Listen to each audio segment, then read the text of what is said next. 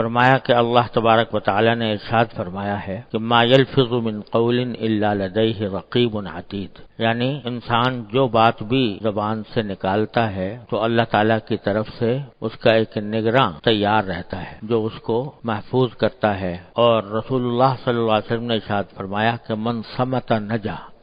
جو شخص خاموش رہا اس نے نجات پائی۔ اس پر حضرت والا حضرت حکیم الامت قدس اللہ تعالی سرہ نے ارشاد فرمایا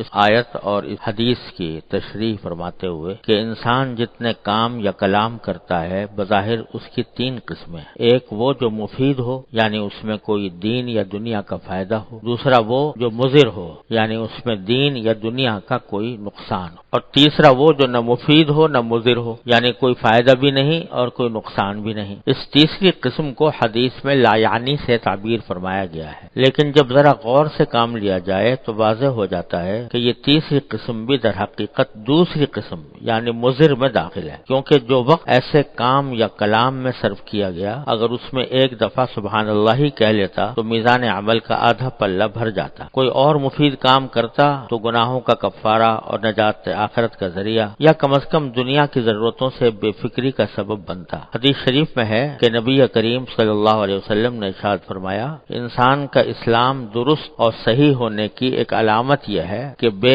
فائدہ کاموں اور باتوں کو چھوڑ دے۔ حاصل اس ساری گفتگو کا یہ ہے کہ اللہ تبارک و تعالی نے اپنے فضل و کرم سے ہم سب کو بات کرنے کی جو صلاحیت زبان کے ذریعے عطا فرما رکھی ہے، یہ اتنی بڑی نعمت ہے کہ اس نعمت کا ساری عمر انسان شکر ادا کرتا رہے تو بھی حق شکر ادا نہیں ہوتا۔ اللہ تبارک و تعالی نے زبان عطا فرمائی، اس کے اندر گویائی عطا فرمائی یعنی بولنے کی طاقت عطا فرمائی۔ اگر کسی آدمی کو بیٹھے بٹھائے بولنے کی طاقت کی سلب ہو جائے تو اللہ بچائے کتنی بڑی آفت، کتنی بڑی مصیبت اس کو سمجھے گا، اور اس کو دور کرنے کے لیے اور گویائی کو بحال کرنے کے لیے کیا کچھ جتن نہیں کرے گا، کتنے پیسے خرچ کر دے گا، کتنے ڈاکٹروں کے پاس کے چکر لگائے گا، کتنے ہسپتالوں کے چکر لگائے گا کہ کسی طرح میری گویائی بحال ہو۔ اللہ تبارک و تعالیٰ نے اپنے فضل و کرم سے بے مانگے بیٹھے بٹھائے اللہ تعالیٰ نے یہ نعمت عطا فرما دی ہے، کوئی پیسہ خرچ کرنا نہیں پڑا، کوئی محنت نہیں کرنی پڑی، اللہ تعالیٰ نے دے دی، تو اس کا احساس نہیں ہوتا کہ کتنی بڑی نعمت اللہ تعالیٰ نے دے رکھی ہے۔ بعض مرتبہ چند لمحوں کے لیے بھی انسان کے اوپر ایسی حالت طاری ہو جاتی ہے، زبان بند ہو گئی، گلا بیٹھ گیا وغیرہ وغیرہ، اس وقت کی تکلیف کا آدمی اندازہ کرے تو اس وقت اللہ تعالیٰ کی نعمت کی قدر ہوتی ہے، اور اس کی قدر یہ ہے کہ اس کو صحیح مصرف میں استعمال کیا جائے اور لایانی گناہوں سے اور لایانی چیزوں سے اس زبان کو بچایا جائے۔ زبان کو گناہوں سے بچانا اور لایانی یعنی بے فائدہ فضول گفتگو سے بچانا یہ ایمان کی علامت قرار دی ہے، حدیث میں اس کو ایمان کی علامت قرار دیا گیا ہے۔ اور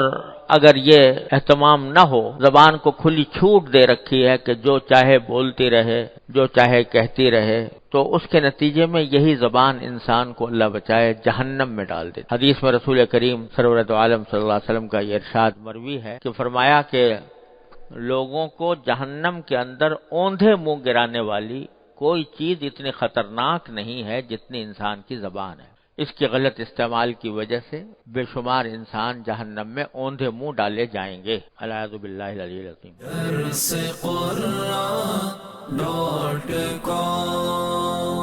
www.darsequran.com